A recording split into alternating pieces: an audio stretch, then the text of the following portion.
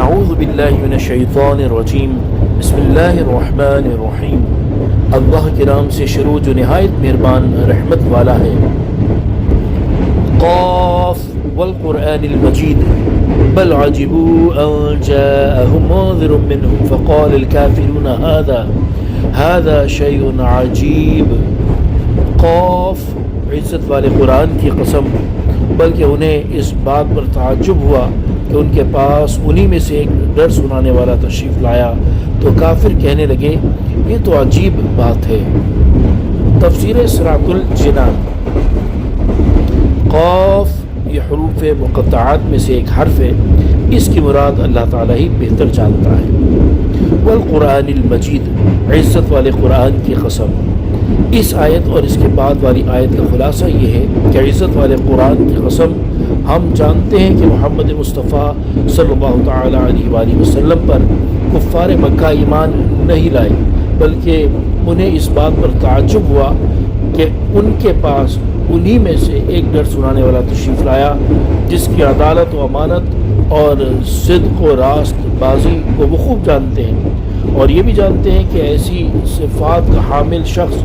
سچا نصیحت کرنے والا ہوتا ہے۔ اس کے باوجود ان لوگوں کا سرکار دو عالم صلی اللہ تعالی علیہ وآلہ وسلم کی نبوت اور آپ صلی اللہ تعالی علیہ وآلہ وسلم کے ڈر سنانے سے تعجب و انکار کرنا قابل حیرت ہے۔ اس آیت میں قرآن مجید کو عزت والا فرمایا گیا، یہ دنیا میں بھی عزت والا ہے کہ تمام کلاموں پر فائق ہے، اور آخرت میں بھی عزت والا کہ اپنے ماننے والے کی شفاعت فرمائے گا، اور اس کی شفاعت اللہ تعالیٰ قبول بھی فرمائے گا۔ اَإِذَا مِتْنَا وَكُنَّا تُرَابًا ذَلِكَ رَجْعٌ بَعِيدٌ، کیا جب ہم مر جائیں گے اور مٹی ہو جائیں گے تو اس کے بعد پھر زندہ کیے جائیں گے؟ یہ پلٹنا دور ہے۔ قَدْ عَلِمْنَا مَا تَنْقُصُ الْأَرْضُ مِنْهُمْ وَعِنْدَنَا كِتَابٌ حَفِيظٌ، ہم جانتے ہیں جو کچھ زمین ان سے گھٹاتی ہے اور ہمارے پاس ایک یاد رکھنے والی کتاب ہے۔ تفسیر صراط الجنان۔ اس آیت اور اس کے بعد والی آیت کا خلاصہ یہ ہے کہ کفار مکہ نے مرنے کے بعد دوبارہ زندہ کیے جانے پر بھی تعجب کیا اور کہا، مرنے کے بعد جب ہمارے جسم کے اجزاء زمین میں بکھر جائیں گے اور ہم بوسیدہ ہو کر مٹی ہو جائیں گے تو پھر کیسے ممکن ہے کہ جیسا ابھی ہمارا جسم ہے اور جس طرح ابھی ہم زندہ ہیں دوبارہ اسی طرح ہمارا جسم بن جائے اور ہم پھر سے زندہ ہو جائیں؟ اس کا واقع ہونا عقلی طور پر بعید ہے، اور ایسا ہوتا کبھی دکھائی نہیں گیا۔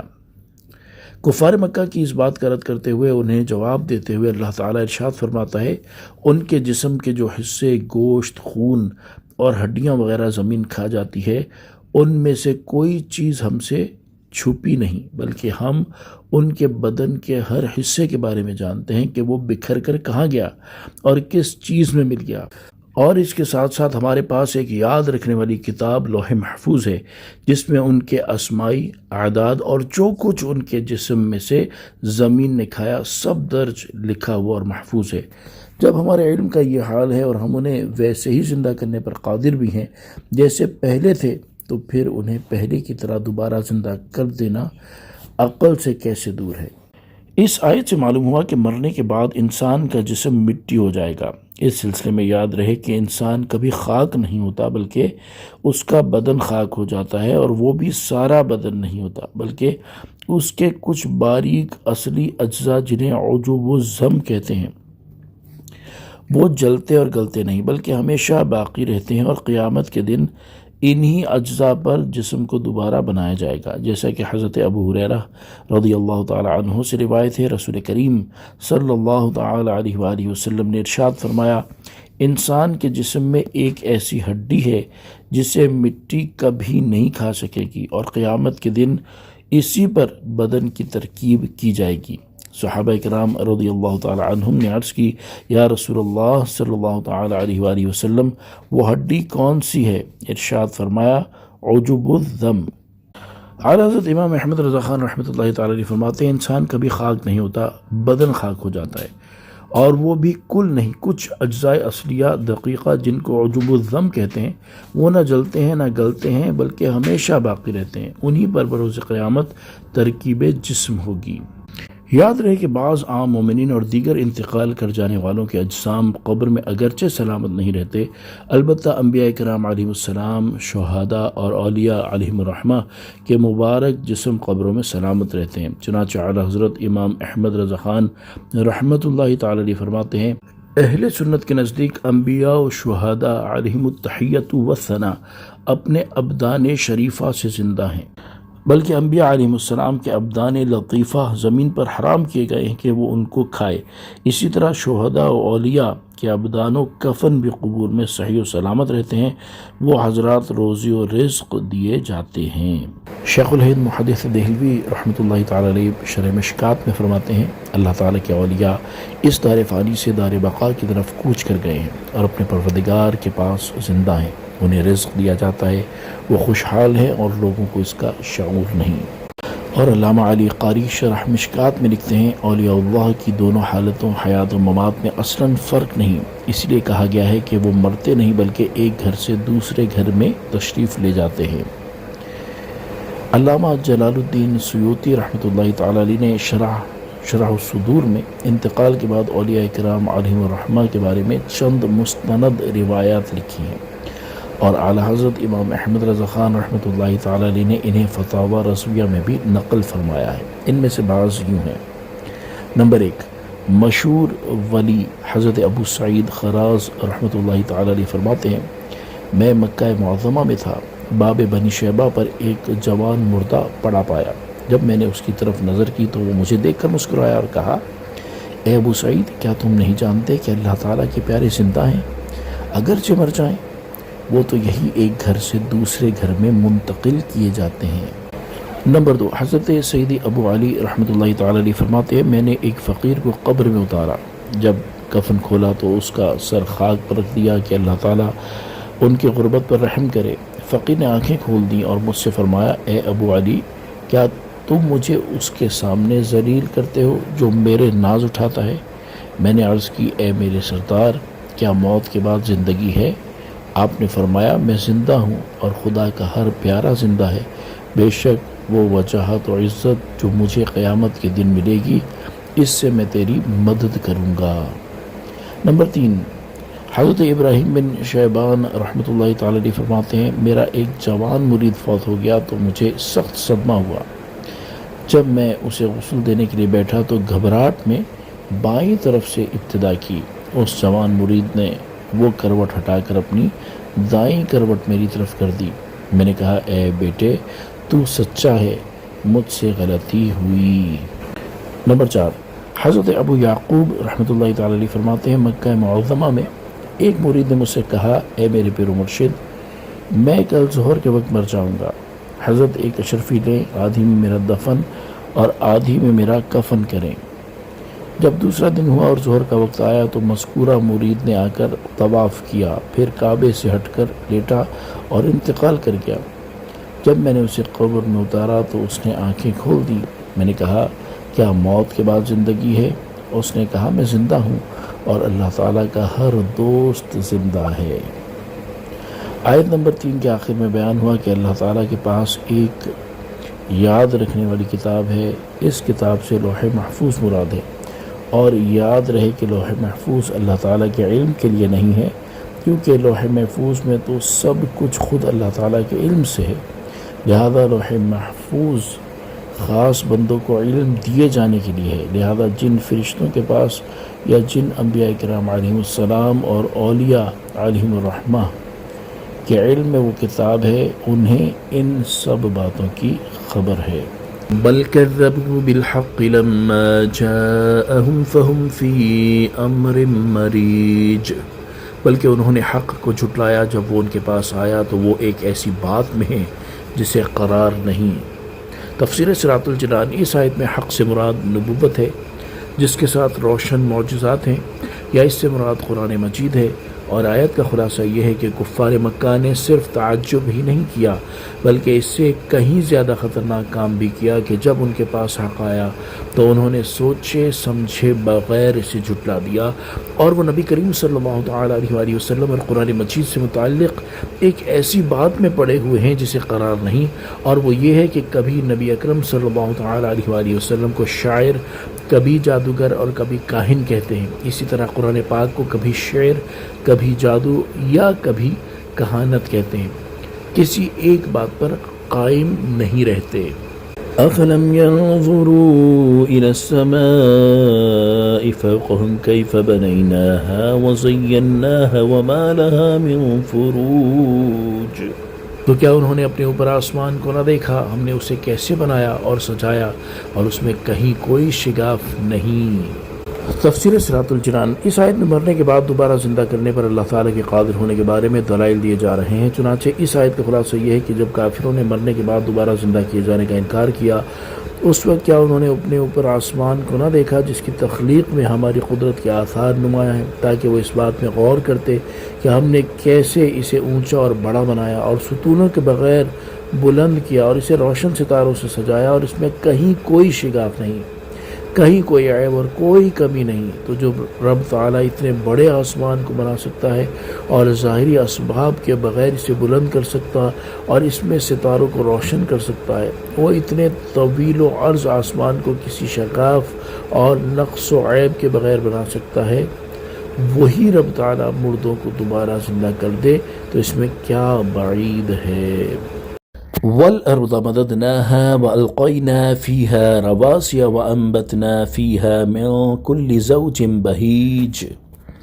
اور زمین کو ہم نے پھیلایا اور اس میں مضبوط پہاڑ ڈالے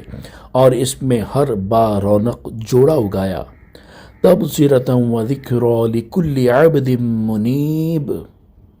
ہر رجوع کرنے والے بندے کے لیے بصیرت اور نصیحت ہے۔ تفسیر صراط الجنان۔ اس آیت میں اللہ تعالیٰ کے قادر ہونے کی دوسری دلیل بیان کی جا رہی ہے۔ چنانچہ آیت کا خلاصہ یہ ہے کہ کیا ان کافروں نے زمین کی طرف نہیں دیکھا کہ ہم نے زمین کو پانی کی سطح پر اس طرح پھیلایا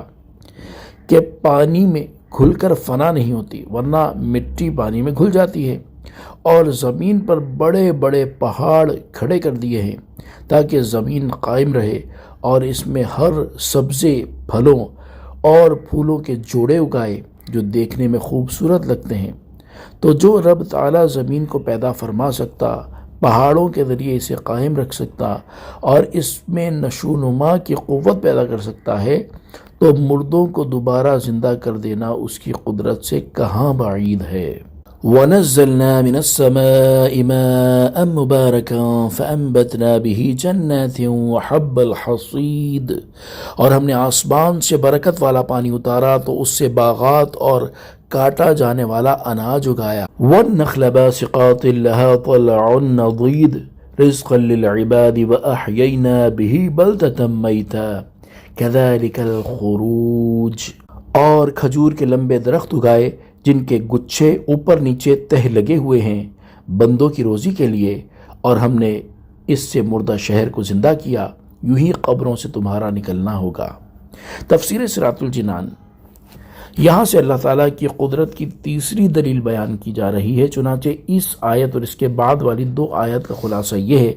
کہ ہم نے آسمان سے بارش کا پانی اتارا جس سے ہر چیز کی زندگی بھی ہے اور بہت خیر و برکت بھی، تو اس پانی سے باغ اگائے اور وہ اناج اگایا جسے ہر سال بویا اور کاٹا جاتا ہے، جیسے گندم اور جو وغیرہ، اور خاص طور پر کھجور کے لمبے درخت اگائے جن کے گچھے اوپر نیچے تہ لگے ہوئے ہیں، اور یہ چیزیں بندوں کی روزی کے لیے اگائی ہیں۔ اور ہم نے بارش کے پانی سے اس شہر کی سرزمین کو جس کے نباتات خشک ہو چکے تھے پھر سے سرسبز اور شاداب کر دیا، اور جس طرح ہم نے بنجر زمین کو سرسبز و شاداب کیا، اسی طرح قبروں سے تمہارا نکلنا ہوگا۔ تو اللہ تعالیٰ کی قدرت کے یہ آثار دیکھ کر مرنے کے بعد پھر زندہ ہونے کا کیوں انکار کرتے ہو؟ كذبت قبلهم قوم نوح وأصحاب الرس وثمود وعاد وفرعون وإخوان لوط، ان کفار مکہ سے پہلے نوح کی قوم اور رس نامی کنویں والوں نے اور ثمود نے جھٹلایا، اور عاد اور فرعون نے اور لوط کے ہم قوم لوگوں نے۔ وَأَصْحَابُ الْأَيْكَةِ وَقَوْمُ التُّبَّعِ كُلٌّ كَذَّبَ الرُّسُلَ فَحَقَّ وَعِيدِ، اور جنگل والوں اور تبع کی قوم نے، ان سب نے رسولوں کو جھٹلایا تو میرے عذاب کا وعدہ ثابت ہو گیا۔ تفسیر صراط الجنان۔ یہاں سے ان سابقہ قوموں کا حال اور انجام بیان کیا جا رہا ہے جنہوں نے اپنے رسولوں علیہ السلام کو جھٹلایا، تاکہ ان کے حال اور وبال سے کفار مکہ نصیحت حاصل کریں، اور اس کے ساتھ ساتھ انہیں سابقہ قوموں کی ہلاکت اور عذاب سے ڈرایا بھی گیا ہے۔ چنانچہ اس آیت اور اس کے بعد والی 2 آیات کا خلاصہ یہ ہے کہ ان کفار مکہ سے پہلے حضرت نوح علیہ السلام کی قوم اور رس والوں نے، اور حضرت صالح علیہ السلام کی قوم ثمود نے اپنے رسولوں علیہ السلام کو جھٹلایا۔ اسی طرح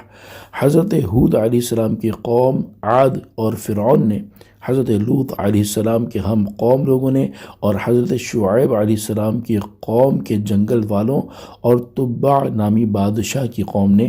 ان سب نے اپنے رسولوں علیہ السلام کو جھٹلایا، تو ان پر میرے عذاب کا وعدہ ثابت ہو گیا۔ لہذا اے اہل مکہ، تم بھی سابقہ قوموں جیسے عذاب سے ڈرو اور میرے حبیب صلی اللہ تعالیٰ علیہ وآلہ وسلم کو نہ جھٹلاؤ۔ اس میں حضور اقدس صلی اللہ تعالیٰ علیہ وآلہ وسلم کے لیے تسلی بھی ہے کہ اے پیارے حبیب صلی اللہ تعالیٰ علیہ وآلہ وسلم، آپ کفار مکہ کے جھٹلانے سے غمزدہ نہ ہوں، کیونکہ آپ سے پہلے تشریف لانے والے رسولوں علیہ السلام کے ساتھ بھی ان کی قوم کے لوگ اسی طرح کیا کرتے تھے۔ لہذا جس طرح انہوں نے صبر کیا، اسی طرح آپ بھی صبر فرمائیں۔ نیز ہم ہمیشہ رسولوں علیہ السلام کی مدد فرماتے اور ان کے دشمنوں پر عذاب کرتے رہے ہیں، تو آپ کی بھی مدد فرمائیں گے اور آپ کے دشمنوں کو بھی عذاب میں مبتلا کریں گے۔ افعینا بالخلق الاول، تو کیا ہم پہلی بار بنانے کی وجہ سے تھک گئے؟ بل ہم فی لبس من خلق جدید، بلکہ وہ نئی پیدائش کے متعلق شبے میں ہیں۔ تفسیر صراط الجنان۔ اس صورت کی ابتدا میں یہ بیان کیا گیا تھا کہ کفار مکہ مرنے کے بعد دوبارہ زندہ کیے جانے کا انکار کرتے ہیں، اور اب یہاں سے ان منکروں کے انکار کا جواب دیا جا رہا ہے کہ کیا ہم پہلی بار بنانے کی وجہ سے تھک گئے ہیں، جس کی وجہ سے دوبارہ پیدا کرنا ہمارے لیے دشوار ہے؟ ہم تھکے ہرگز نہیں، بلکہ وہ لوگ موت کے بعد پیدا کیے جانے سے متعلق شبے میں ہیں۔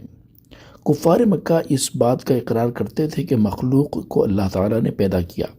اس کے باوجود وہ اس بات کو محال اور بعید سمجھتے ہیں کہ اللہ تعالیٰ مخلوق کو دوبارہ پیدا فرمائے گا۔ یہ ان کی کمال جہالت تھی، کیونکہ ایجاد کے مقابلے میں دوبارہ بنانا ظاہر نظر میں زیادہ آسان ہے، اور یہ لوگ ایجاد پر تو قدرت مان رہے ہیں اور اس سے زیادہ آسان پر قدرت کا انکار کر رہے ہیں۔ وَلَقَدْ خَلَقْنَا الْإِنسَانَ وَنَعْلَمُ مَا تُوَسْوِسُ بِهِ نَفْسُهُ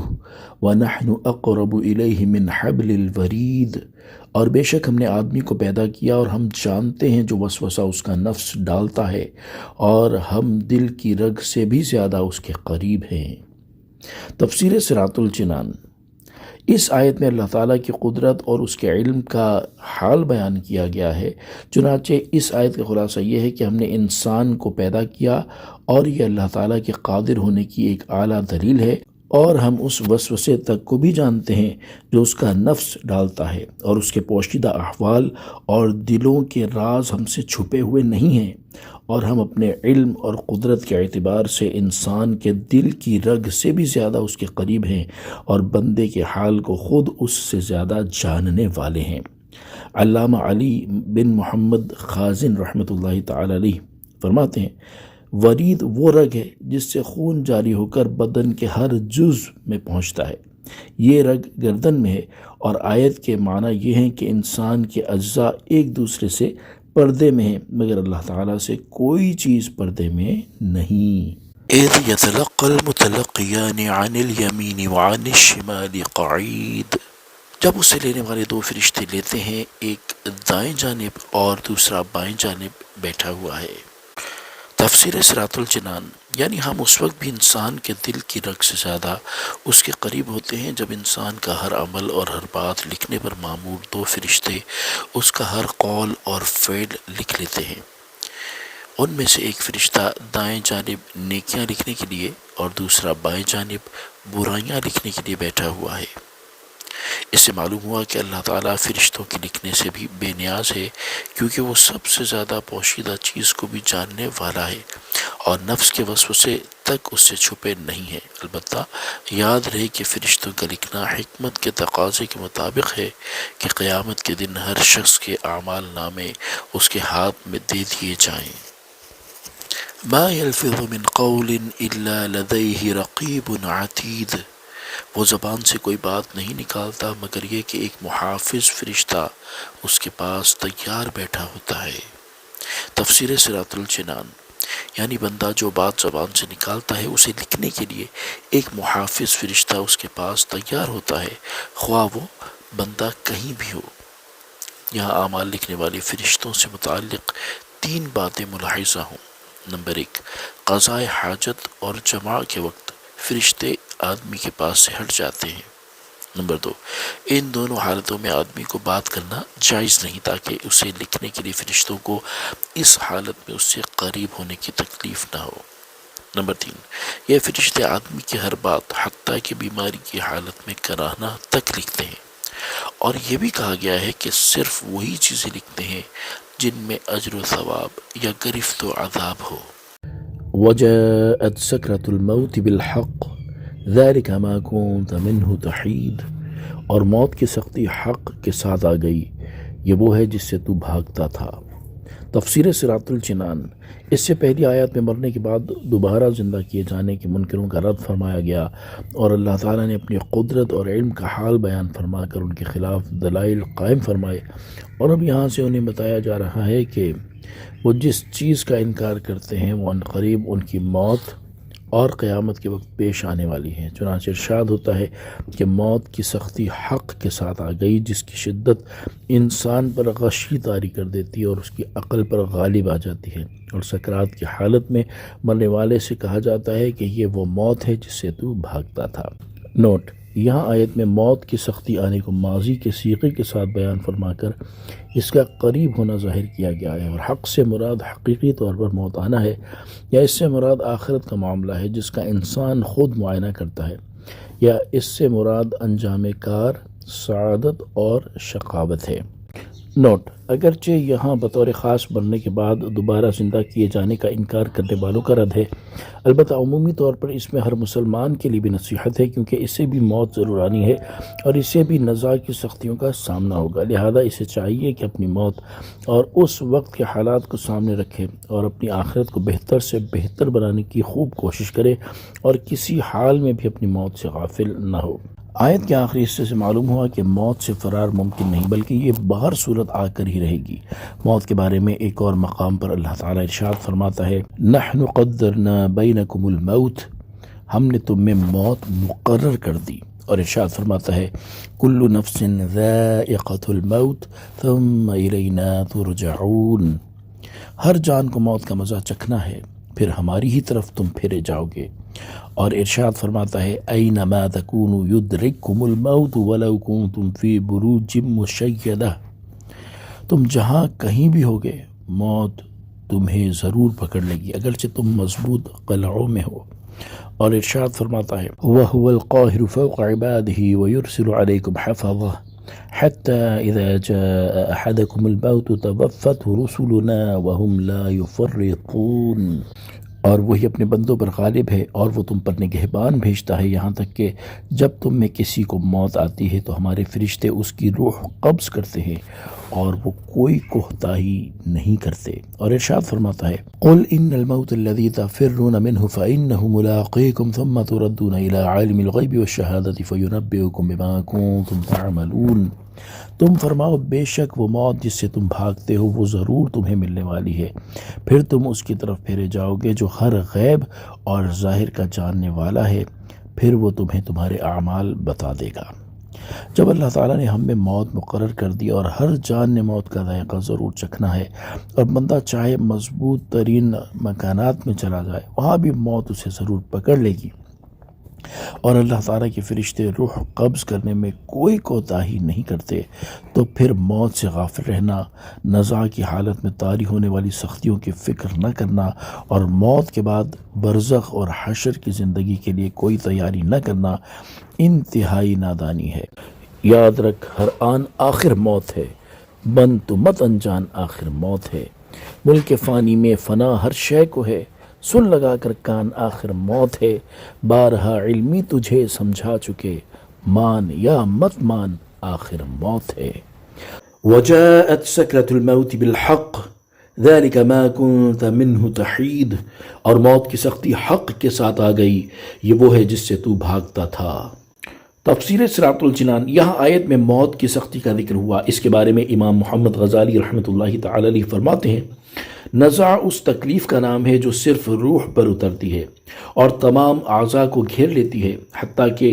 بدن میں روح کے جتنے اجزاء ہیں ان سب کو درد محسوس ہوتا ہے۔ اگر کسی شخص کو کانٹا چبھ جائے تو اس سے پہنچنے والا درد روح کے صرف اس جز کو پہنچتا ہے جو اس عضو سے ملا ہوا ہے جس میں کانٹا چبھتا ہے، اور اس کے مقابلے میں جلنے کا اثر زیادہ ہوتا ہے، کیونکہ آگ کے اجزاء بدن کے تمام اجزاء میں سرایت کر جاتے ہیں، جس کی وجہ سے جلنے والے عضو کا کوئی ظاہری اور باطنی جز آگ سے محفوظ نہیں رہتا۔ اس لیے گوشت کے تمام اجزاء میں پھیلے ہوئے روح کے اجزاء جلنے کی تکلیف کو محسوس کرتے ہیں، جبکہ زخم صرف اسی جگہ کو پہنچتا ہے جس تک کانٹا یا تلوار وغیرہ لوہا پہنچا، اس لیے جلنے کی تکلیف زیادہ اور زخم کی تکلیف کم ہوتی ہے۔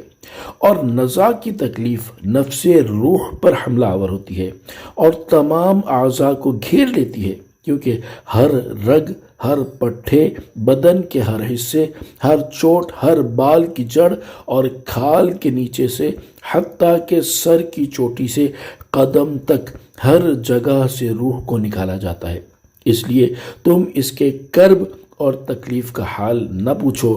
حتیٰ کہ بزرگوں نے فرمایا، موت تلوار کی مار، آرے کے چیرنے اور قینچی کی کاٹ سے زیادہ سخت ہے، کیونکہ بدن کو تلوار سے کاٹا جائے تو صرف اس لیے تکلیف ہوتی ہے کہ بدن کا روح سے تعلق ہے، تو جب صرف روح ہی کو صدمہ پہنچے تو کس قدر تکلیف ہوگی۔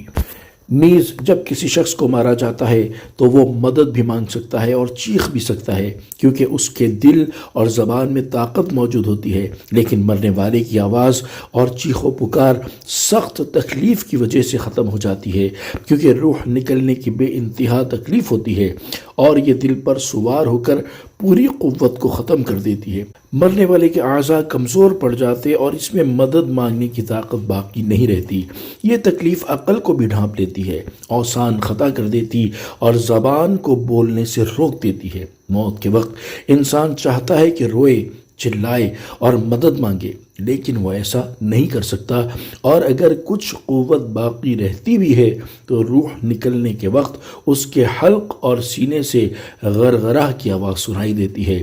اس کا رنگ بدل کر مٹیالہ ہو جاتا ہے، گویا اس سے وہی مٹی ظاہر ہوئی جس سے وہ بنا تھا، اور جو اس کی اصل فطرت ہے۔ اس کی رگیں کھینچ لی جاتی ہیں، حتیٰ کہ آنکھوں کے ڈھیلے پلکوں کی طرف اٹھ جاتے ہیں، ہونٹ سکڑ جاتے ہیں، زبان اپنی جڑ کی طرف کھنچ جاتی ہے اور انگلیاں سبز ہو جاتی اور ٹھنڈی پڑ جاتی ہیں۔ تو ایسے بدن کا حال نہ پوچھو جس کی ہر رگ کھینچ لی گئی ہو۔ ذرا غور کرو کہ ایک رگ کھینچی جانے سے سخت تکلیف ہوتی ہے تو اس وقت کا حال کیا ہوگا جب درد میں مبتلا روح کو بھی کھینچ لیا جائے، اور کسی ایک رگ سے نہیں بلکہ تمام رگوں سے اسے کھینچا جاتا ہے۔ پھر ایک ایک کر کے ہر عضو میں موت واقع ہوتی ہے۔ پہلے اس کے قدم ٹھنڈے پڑتے ہیں، پھر پنڈلیاں اور پھر رانیں ٹھنڈی پڑ جاتی ہیں، اور ہر عضو میں نئی سختی اور شدت پیدا ہوتی ہے، حتیٰ کہ گلے تک نوبت پہنچتی ہے، اور اس وقت اس کی نظر دنیا اور دنیا والوں سے پھر جاتی ہے۔ اس پر توبہ کا دروازہ بند ہو جاتا ہے اور اسے حسرت و ندامت گھیر لیتی ہے۔ یا الہی ہر جگہ تیری عطا کا ساتھ ہو، جب پڑے مشکل شہ مشکل کشا کا ساتھ ہو۔ یا الہی بھول جاؤں نزع کی تکلیف کو، شادی دیدار حسن مصطفیٰ کا ساتھ ہو۔ درج ذیل اشعار میں بھی موت سے غافل ہر انسان کے لیے بڑی عبرت ہے۔ چنانچہ ایک شاعر لکھتے ہیں، اجل نے نہ کسرا ہی چھوڑا نہ دارا، اسی سے سکندر سا فاتح بہارا۔ ہر ایک لیک کے کیا کیا نہ حسرت سدھارا، پڑا رہ گیا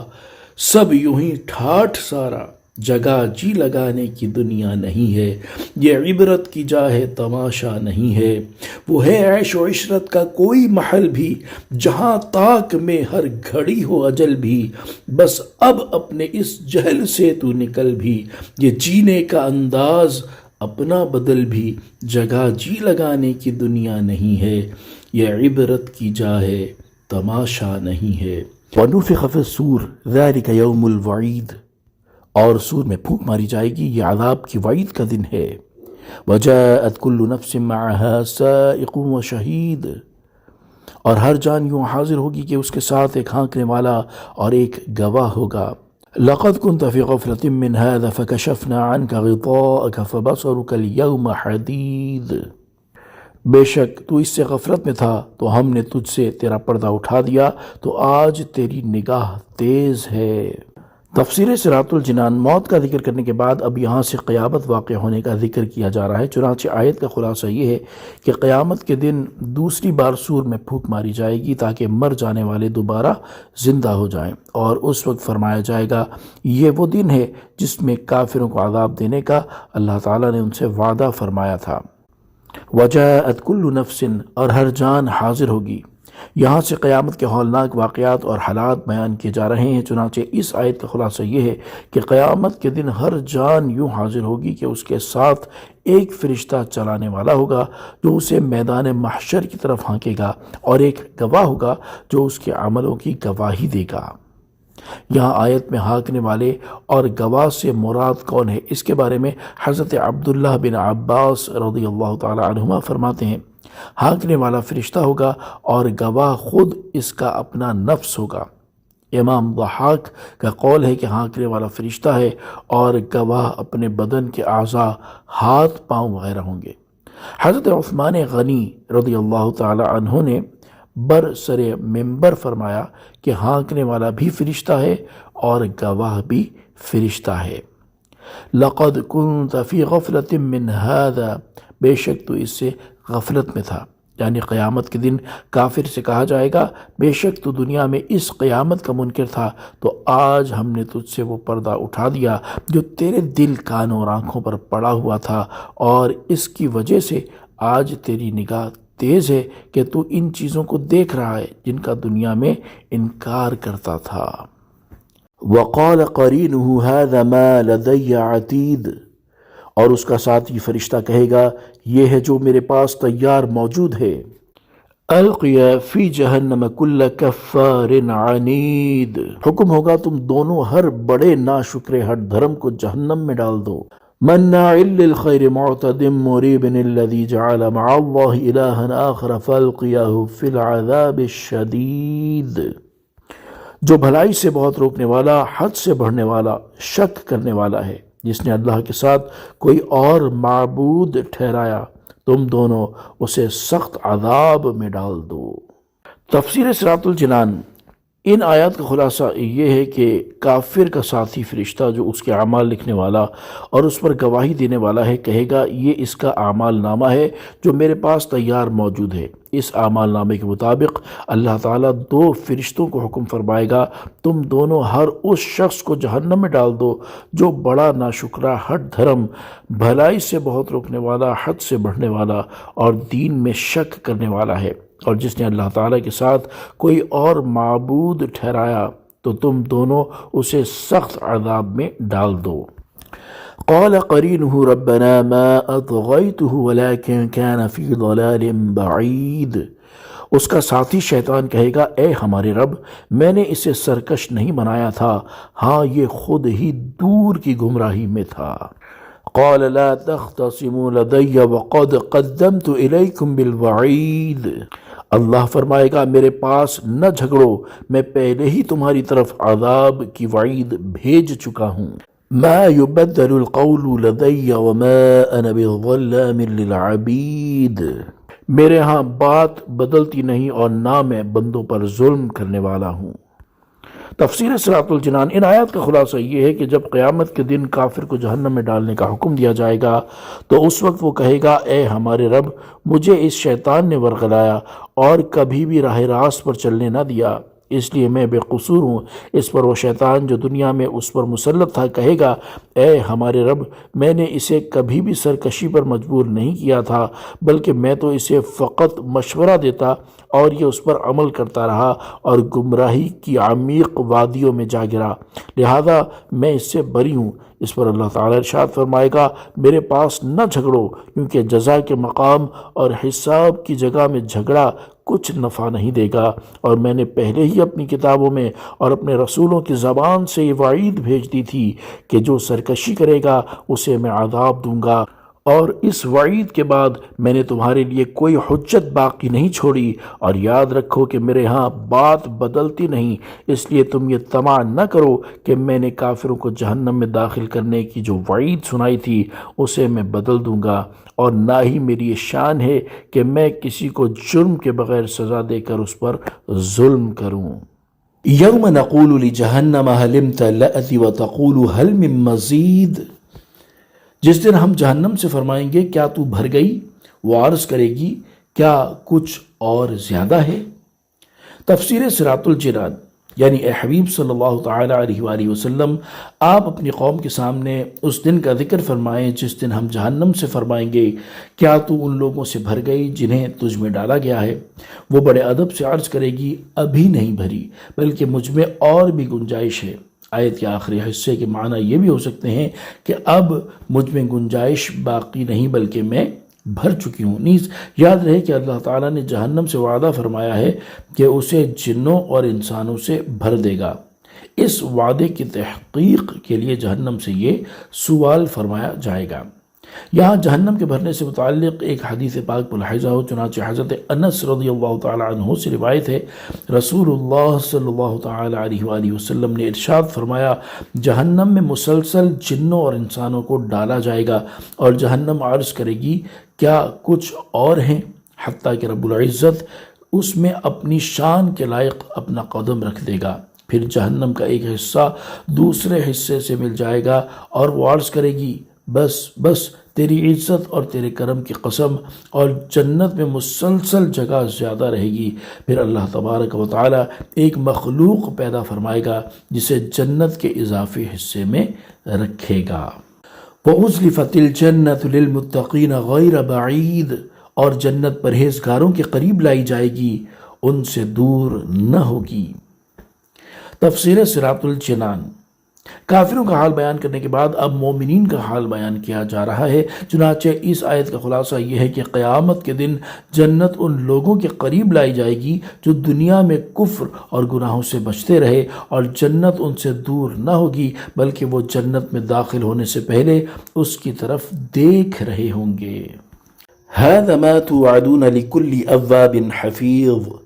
کہا جائے گا یہ ہے وہ جنت جس کا تم سے وعدہ کیا جاتا رہا، ہر رجوع کرنے والے، حفاظت کرنے والے کے لیے۔ تفسیر صراط الجنان، جب جنت قریب لائی جائے گی تو متقی لوگوں سے کہا جائے گا یہ وہ جنت ہے جس کا رسولوں کے ذریعے دنیا میں تم سے وعدہ کیا جاتا، اور یہ وعدہ ہر اس شخص کے لیے ہے جو رجوع کرنے والا اور حفاظت کرنے والا ہے۔ آیت میں رجوع کرنے والے سے مراد کون ہے، اس کے بارے میں مفسرین کے مختلف اقوال ہیں۔ ان میں سے 3 قول درج ذیل ہیں۔ نمبر 1، اس سے مراد وہ شخص ہے جو معصیت و نافرمانی کو چھوڑ کر اطاعت اختیار کرے۔ نمبر 2، حضرت سعید بن مسیب رضی اللہ تعالی عنہ فرماتے ہیں اوابن وہ ہے جو گناہ کرے پھر توبہ کرے، پھر اس سے گناہ صادر ہو پھر توبہ کرے۔ نمبر 3، اس سے مراد وہ شخص ہے جو تنہائی میں اپنے گناہوں کو یاد کر کے ان سے مغفرت طلب کرے۔ اسی طرح حفاظت کرنے والے سے کون مراد ہے، اس کے بارے میں مفسرین کے مختلف اقوال ہیں۔ ان میں سے 4 قول درج ذیل ہیں۔ نمبر 1، اس سے مراد وہ شخص ہے جو اللہ تعالیٰ کے حکم کا لحاظ رکھے۔ نمبر 2، حضرت عبداللہ بن عباس رضی اللہ تعالی عنہما فرماتے ہیں اس سے مراد وہ شخص ہے جو اپنے آپ کو گناہوں سے محفوظ رکھے اور ان سے استغفار کرے۔ نمبر 3، اس سے مراد وہ شخص ہے جو اللہ تعالیٰ کی امانتوں اور اس کے حقوق کی حفاظت کرے۔ نمبر 4، اس سے مراد وہ شخص ہے جو طاعات کا پابند ہو، خدا اور رسول کے حکم بجا لائے اور اپنے نفس کی نگہبانی کرے، یعنی ایک دم بھی یاد الہی سے غافل نہ ہو۔ من خشی الرحمن بالغیب وجاء بقلب منیب ادخلوها بسلام ذلك یوم الخلود۔ جو رحمان سے بن دیکھے ڈرا اور رجوع کرنے والے دل کے ساتھ آیا، ان سے فرمایا جائے گا سلامتی کے ساتھ جنت میں داخل ہو جاؤ، یہ ہمیشہ رہنے کا دن ہے۔ لہم ما یشاؤون فیہا ولدینا مزید، ان کے لیے جنت میں وہ تمام چیزیں ہوں گی جو وہ چاہیں گے، اور ہمارے پاس اس سے بھی زیادہ ہے۔ تفسیر صراط الجنان، ان آیات کا خلاصہ یہ ہے کہ جو شخص اللہ تعالیٰ کے عذاب کو دیکھے بغیر اس سے ڈرتا اور اللہ تعالیٰ کی اطاعت کرتا ہے اور ایسے دل کے ساتھ آتا ہے جو اخلاص مند، اطاعت گزار اور صحیح العقیدہ ہو، ایسے لوگوں سے قیامت کے دن فرمایا جائے گا بے خوف و خطر، امن اور اطمینان کے ساتھ جنت میں داخل ہو جاؤ، نہ تمہیں عذاب ہوگا اور نہ تمہاری نعمتیں زائل ہوں گی، یہ جنت میں ہمیشہ رہنے کا دن ہے اور اب نہ فنا ہے نہ موت۔ اس سے معلوم ہوا کہ جنتی لوگوں کا بہت عزت و عظمت کے ساتھ جنت میں داخلہ ہوگا۔ وَلَدَيْنَا مزید، اور ہمارے پاس اس سے بھی زیادہ ہے، یعنی اہل جنت جو طلب کریں گے ہمارے پاس اس سے بھی زیادہ ہے۔ یہاں زیادہ سے مراد اللہ تعالیٰ کا دیدار اور اس کی تجلی ہے، جس سے وہ لوگ ہر جمعہ کو دار کرامت میں نوازے جائیں گے۔ وَكَمْ أَهْلَكْنَا قَبْلَهُمْ مِنْ قَرْنٍ هُمْ أَشَدُّ مِنْهُمْ بَطْشًا فَنَقَّبُوا فِي الْبِلَادِ هَلْ مِن مَّحِيصٍ، اور ان سے پہلے ہم نے کتنی قوموں کو ہلاک فرما دیا، وہ گرفت میں ان سے زیادہ سخت تھیں، تو انہوں نے شہروں میں کوشش کی کہ کیا کوئی بھاگنے کی جگہ ہے۔ تفسیر صراط الجنان، یہاں سے دنیا میں آنے والے عذاب سے کفار مکہ کو ڈرایا جا رہا ہے۔ چنانچہ اس آیت کا خلاصہ یہ ہے کہ اے حبیب صلی اللہ تعالیٰ علیہ وآلہ وسلم، کفار مکہ سے پہلے اپنے رسولوں کو جھٹلانے والی کتنی قوموں کو ہم نے ہلاک فرما دیا۔ وہ لوگ ان کافروں سے زیادہ طاقتور اور زبردست تھے، اور انہوں نے ہمارے عذاب سے بچنے کے لیے بہت سے شہروں میں پناہ تلاش کرنا چاہی، مگر کوئی ایسی جگہ نہ پائی جہاں ہمارے عذاب سے انہیں پناہ مل سکے۔ تو کفار مکہ کو چاہیے کہ سابقہ امتوں کے طرز عمل پر چلنے سے باز رہیں، ورنہ ان کا انجام بھی ان جیسا ہو سکتا ہے۔ ان فی ذلک لذکری لمن کان له قلب او القى السمع وهو شہید، بے شک اس میں نصیحت ہے اس کے لیے جو دل رکھتا ہو یا کان لگائے اور وہ متوجہ ہو۔ تفسیر صراط الجنان، یعنی اس صورت میں سابقہ امتوں کی ہلاکت وغیرہ کا جو بیان ہوا، اس میں بے شک اس شخص کے لیے نصیحت ہے جو حق قبول کرنے والا دل رکھتا ہو یا قرآن اور نصیحت کو توجہ سے سنے اور دل و دماغ سے متوجہ و حاضر ہو۔ اس سے معلوم ہوا کہ وعظ و نصیحت اور عبرت سے وہی فائدہ اٹھا سکتا ہے جس کے پاس عبرت پکڑنے والا دل ہو، غور سے سننے والے کان ہو، اور وہ دل سے حاضر رہ کر وعظ و نصیحت سنے۔ حضرت شبلی رحمۃ اللہ تعالی علیہ فرماتے ہیں کہ قرآن کی نصیحتوں سے فیض حاصل کرنے کے لیے دل ایسے حاضر ہونا چاہیے کہ اس میں پلک جھپکنے کی مقدار بھی غفلت نہ آئے۔ وَلَقَدْ خَلَقْنَا السَّمَاوَاتِ وَالْأَرْضَ وَمَا بَيْنَهُمَا فِي سِتَّةِ أَيَّامٍ وَمَا مَسَّنَا مِن لُغُوبٍ، اور بے شک ہم نے آسمان اور زمین کو اور جو کچھ ان کے درمیان ہے 6 دن میں بنایا، اور ہمیں کوئی تھکاوٹ نہ ہوئی۔ تفسیر صراط الجنان، شان نزول، مفسرین فرماتے ہیں کہ یہ آیت ان یہودیوں کے رد میں نازل ہوئی جو یہ کہتے تھے کہ اللہ تعالیٰ نے آسمان و زمین اور ان کے درمیان موجود کائنات کو 6 دن میں بنایا، جس میں سے پہلا دن اتوار اور آخری دن جمعہ ہے۔ پھر وہ معاذ اللہ تھک گیا اور ہفتے کے دن اس نے عرش پر لیٹ کر آرام کیا۔ اس آیت میں ان یہودیوں کا رد ہے، اور یہ بتایا گیا کہ اللہ تبارک و تعالیٰ تھکنے سے پاک ہے اور وہ اس پر قادر ہے کہ ایک آن میں سارا عالم بنا دے، لیکن وہ چونکہ ہر چیز کو حکمت کے تقاضے کے مطابق ہستی عطا فرماتا ہے، اس لیے اس نے کائنات کو 6 دن میں تخلیق فرمایا۔ اس سے معلوم ہوا کہ کائنات کو 6 دن میں پیدا فرمانا کمزوری یا تھکن کی بنا پر نہ تھا، بلکہ اس آہستگی میں ہزارہا حکمتیں تھیں، اور بندوں کو تعلیم تھی کہ ہم قادر ہو کر جلدی نہیں کرتے، تم مجبور ہونے کے باوجود کیوں جلدی کرتے ہو۔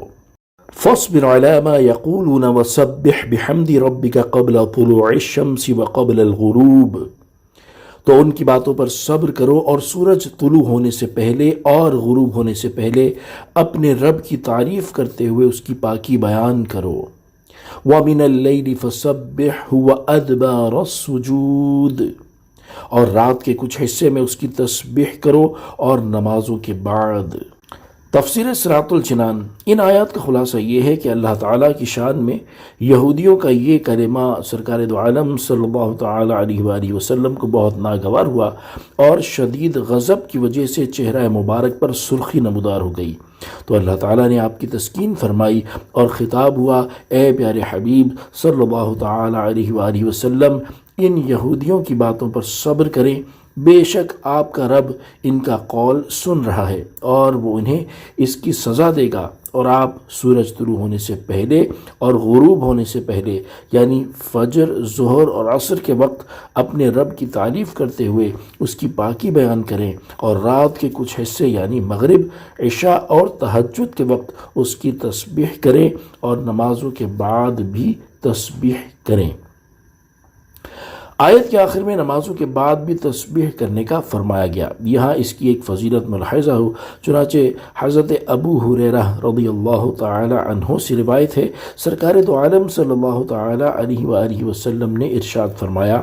جو شخص ہر نماز کے بعد 33 ٹائمز سبحان اللہ، 33 ٹائمز الحمدللہ، 33 ٹائمز اللہ اکبر اور ایک مرتبہ لا الہ الا اللہ وحدہ لا شریک لہ لہ الملک ولہ الحمد وہو علی کل شیء قدیر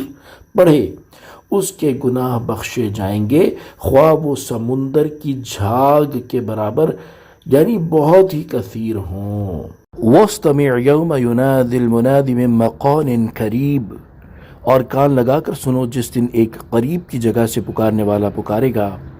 یوم یسمعون الصیحۃ بالحق ذلک یوم الخروج، جس دن لوگ حق کے ساتھ ایک چیخ چنیں گے، یہ قبروں سے باہر آنے کا دن ہوگا۔ انا نحن نحیی ونمیت والینا المصیر، بے شک ہم زندگی دیتے ہیں اور ہم موت دیتے ہیں اور ہماری طرف ہی پھرنا ہے۔ تفسیر صراط الجنان، یہاں سے قیامت کے احوال بیان کیے جا رہے ہیں، چنانچہ اس آیت کا خلاصہ یہ ہے کہ اے مخاطب، میں قیامت کے جو احوال تمہارے سامنے بیان فرما رہا ہوں اسے غور سے سنو۔ جس دن ایک قریب کی جگہ سے پکارنے والا پکارے گا، پکارنے والے سے مراد حضرت اسرافیل علیہ السلام ہے، اور آپ کی ندا یہ ہوگی، اے گلی ہوئی ہڈیوں، بکھرے ہوئے جوڑوں، ریزہ ریزہ شدہ گوشتوں، پراگندہ بالوں، اللہ تعالیٰ تمہیں فیصلے کے لیے جمع ہونے کا حکم دیتا ہے۔ یوم یسمعون الصیحۃ بالحق، جس دن لوگ حق کے ساتھ ایک چیخ سنیں گے، اس چیخ سے مراد دوسرا نفخہ ہے، اور جس دن سب لوگ یہ ندا اور چیخ سنیں گے وہ قبروں سے باہر آنے کا دن ہوگا۔ انا نحن نحیی ونمیت، بے شک ہم زندگی دیتے ہیں اور ہم موت دیتے ہیں۔ ارشاد فرمایا کہ بے شک ہم ہی دنیا میں زندگی اور موت دیتے ہیں، اور آخرت میں جزا و سزا کے لیے سب لوگوں کو ہماری بارگاہ میں ہی حاضر ہونا ہے۔ یوم تشقق الارض عنہم سراعا ذلک حشر علینا یسیر، جس دن زمین ان پر سے پھٹ جائے گی تو وہ جلدی کرتے ہوئے نکلیں گے، یہ حشر ہم پر آسان ہے۔ تفسیر صراط الجنان، یعنی جب دوسرا سور پھونکا جائے گا تو قبر کی زمین پھٹ جائے گی اور مردے میدان محشر کی طرف دوڑتے جائیں گے، یہ قبروں سے زندہ ہو کر نکلنا حشر ہے اور یہ ہمارے لیے بہت آسان ہے۔ حضرت عبداللہ بن عمر رضی اللہ تعالی عنہما سے روایت ہے کہ رسول اللہ صلی اللہ تعالی علیہ وآلہ وسلم نے ارشاد فرمایا، سب سے پہلا میں ہوں جس سے زمین شق ہوگی، پھر ابو بکر صدیق رضی اللہ تعالی عنہ، پھر عمر فاروق رضی اللہ تعالی عنہ، پھر میں اہل بقیع کے پاس جاؤں گا اور انہیں میرے ساتھ اٹھایا جائے گا، پھر میں اہل مکہ کا انتظار کروں گا۔ نحن اعلم بما يقولون وما انت عليهم بجبار، ہم خوب جان رہے ہیں جو وہ کہہ رہے ہیں اور تم ان پر جبر کرنے والے نہیں ہو۔ فذکر بالقرآن من یخاف وعید، تو اس شخص کو قرآن سے نصیحت کرو جو میری دھمکی سے ڈرے۔ تفسیر صراط الجنان، نحن اعلم بما یقولون، ہم خوب جان رہے ہیں جو وہ کہہ رہے ہیں، یعنی اے پیارے حبیب صلی اللہ تعالی علیہ وآلہ وسلم، کفار قریش کا آپ کو جھٹلانا، قیامت کا انکار کرنا، ہماری قدرت میں تردد کرنا ہم سے چھپا ہوا نہیں ہے، اور ہم ان سب کو اس کی سزا دیں گے، اور آپ ان پر جبر کرنے والے نہیں کہ انہیں طاقت کے ذریعے اسلام میں داخل کر دیں، بلکہ آپ کی ذمہ داری دعوت دینا اور سمجھا دینا ہے۔ لہٰذا آپ قرآن مجید کے ذریعے کافروں کو میرے عقاب سے، غافلوں کو میرے عذاب سے اور اطاعت گزاروں کو میرے عتاب سے ڈرائیں۔ صلو علی الحبیب صلی اللہ تعالی علی محمد صلی اللہ تعالی علیہ وآلہ وسلم۔